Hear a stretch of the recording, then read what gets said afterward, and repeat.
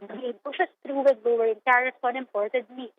In an interview with One News Agenda, Agriculture Secretary William Barr urged anyone knowledgeable about the scheme to disclose more information. However, Barr said that the current importation scheme is above board and non-discretionary. The agency also said corruption allegations regarding the issuance of import certificates are remote, since existing licensees were previously accredited by past agriculture heads. For its part, the Agriculture Sector Alliance of the Philippines, or AGAP, does not believe the DA is unaware of the supposed technical smuggling scheme within the agency.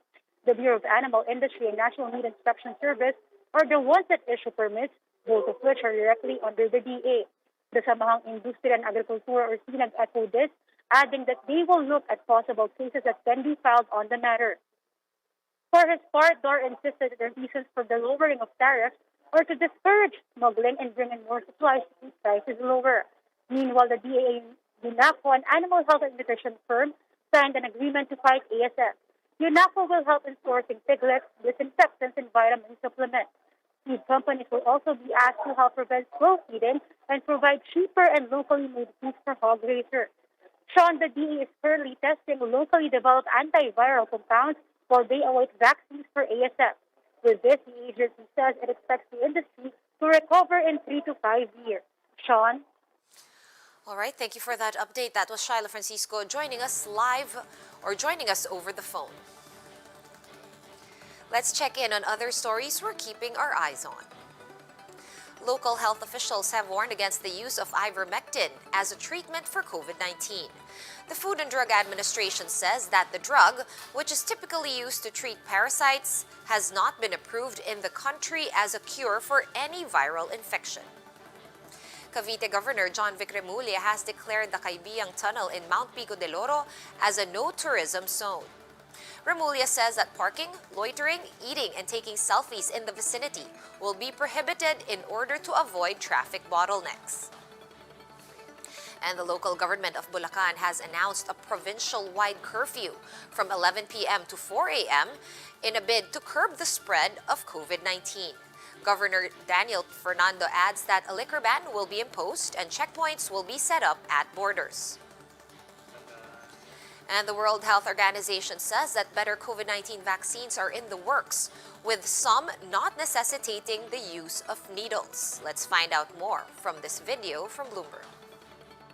I think well into 2022, we're going to see the emergence of improved vaccines.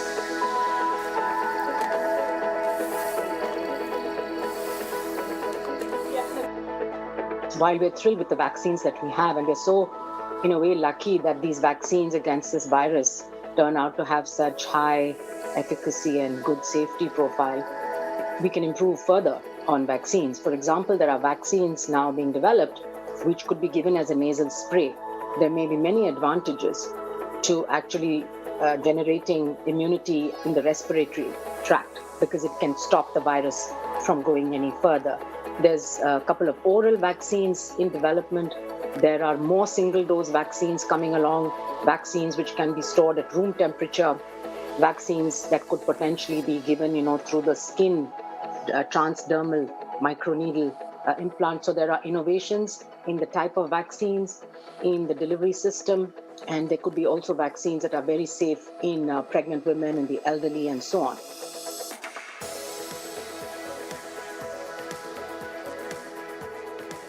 They are at various stages of development. I think by the end of 2021, we might have another 6 or 8 vaccines that complete their phase 3 trials and are ready for emergency use listing, provided, of course, that the data looks good. I mean, we can expect some failures along the way, as we've already seen for a couple of candidates. But some of the newer generation vaccines are very early in development and may take another 9 to 12 months for us to actually see data. So I think well into 2022, we're going to see the emergence of improved vaccines.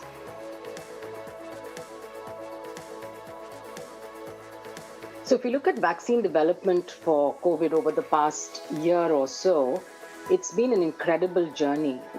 Currently, there are over 70 in clinical development, and we know that there are already 9 or 10 vaccines in use in the clinic.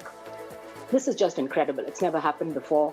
I don't think the most optimistic scientist thought it would be possible to do in under a year. 18 to 24 months is what we were aiming for, and that would have been a record.